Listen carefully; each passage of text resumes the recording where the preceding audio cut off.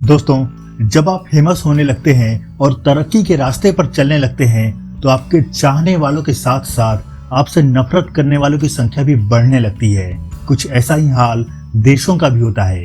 एक समय हमारा देश अंग्रेजों की गुलामी के कारण बहुत कमजोर था।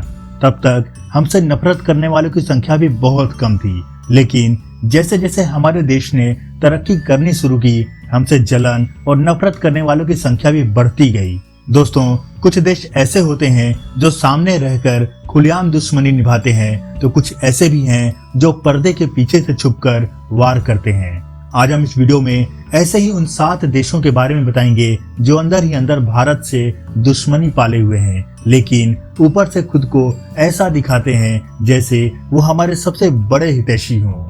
नमस्कार दोस्तों, मेरा नाम है राहुल और आप देख रहे हैं सच्ची खबर यूट्यूब चैनल। तो चलिए शुरू करते हैं आज का ये वीडियो।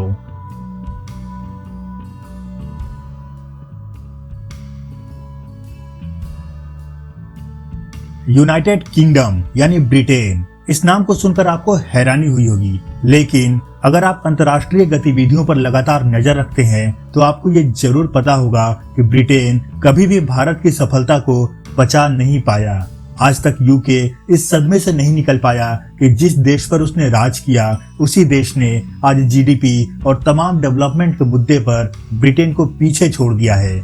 यही कारण है कि अक्सर ब्रिटेन की संसद में भारत में होने वाली छोटी मोटी घटनाओं को मानवाधिकार हनन की घटना बताकर भारत पर कई तरह के प्रतिबंध लगाने की मांग उठती रहती है, लेकिन भारत सरकार द्वारा कड़ा जवाब देने के कारण हर बार ब्रिटिश सांसदों की जगहसाई हो जाती है।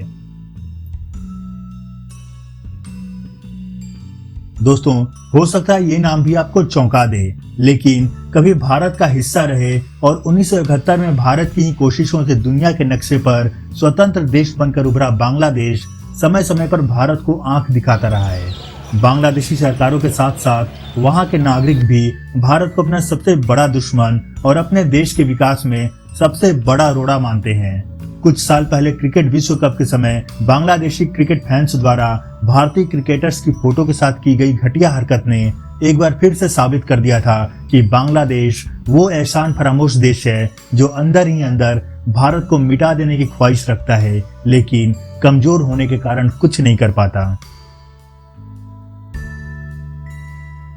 दोस्तों, दक्षिण पूर्व एशिया का प्रगतिशील देश मलेशिया एक समय डेवलपमेंट को बहुत महत्व देता था, लेकिन पिछले कुछ सालों में यहाँ धार्मिक कट्टरता बढ़ने के कारण अब ये देश खुलकर पाकिस्तान जैसे देशों के समर्थन में आ गया है। भारत ने हमेशा से व्यापारिक मामलों में इंडोनेशिया से ज्यादा उसके पड़ोसी देश मलेशिया को तरजीह दी है। मलेशिया और इंडोनेशिया दोनों ही पाम ऑयल के सबसे बड़े उत्पादक देशों में से एक हैं। यहाँ तक कि इंडोनेशिया मलेशिया से भी कम कीमत पर भारत को पाम ऑयल देने को तैयार था, लेकिन भारत ने हमेशा मलेशिया से ही पाम ऑयल खरीदने को प्राथमिकता दी।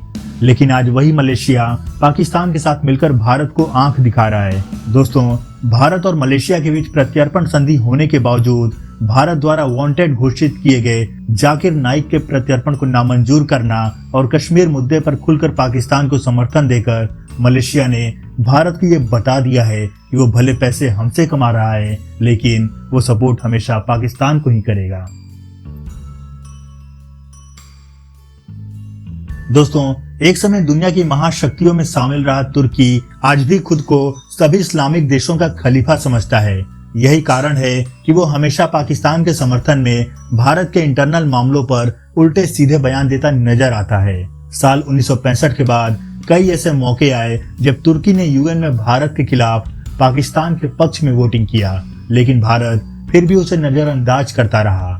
लेकिन कश्मीर से धारा 370 हटने के बाद तुर्की खुलकर भारत के विरोध में उतर आया।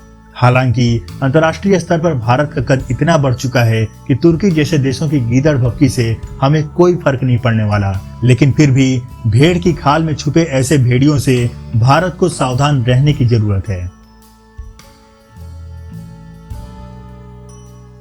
संयुक्त राज्य अमेरिका।